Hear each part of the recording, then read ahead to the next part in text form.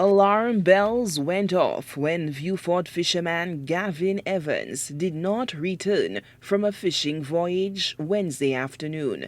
His niece spoke to Southern correspondent Desmond Collymore. She said family members set out in search of their missing loved one to no avail.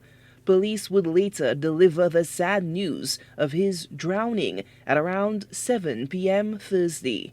We got a call from an officer from Micoud station. They told us they got 2 fishermen. One didn't survive. Apparently that was my uncle, the guy yellow. And they were heading to St. Joe's Hospital, so we had to go to St. Joe's to identify the body. According to Evans's niece, the lone survivor and captain of the small boat on the ill-fated voyage detailed how tragedy struck off the coast of Micoud.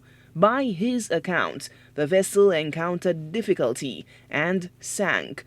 The 2 fishermen had to use plywood and a gas tank as flotation aids in a daunting swim in rough seas littered with suffocating seaweed. Around Derry-sur-Alger area, along the seashore there, when he brought my uncle, my uncle kept on fighting and stuff. So he told the captain, he cannot make it again. He feeling weak and so on and so forth. So the captain kept on telling him, we're going to make it, just try and hold on still and so on. So the captain said a few minutes later, he realized that my uncle was not floating again. So he went back and looked for my uncle. And he had to basically do the rest of the swimming with my uncle and bring him on shore. It's a heartbreaking blow for loved ones with the untimely passing of Yellow. Girlfriend Cerilia Sylvester sobs, struggling to fight back the weight of tears and emotion. She laments the supposed 72-hour protocol before emergency officials can initiate a search party on the waters. No matter what, he always tries to come back home. So I don't know. He was trying. The way the other guy was talking, Yellow was really trying to come back. He was fighting on the waterfront to come back, but the body ended up giving up and he didn't come. I'm feeling so bad right now. Is it the first time that he went missing?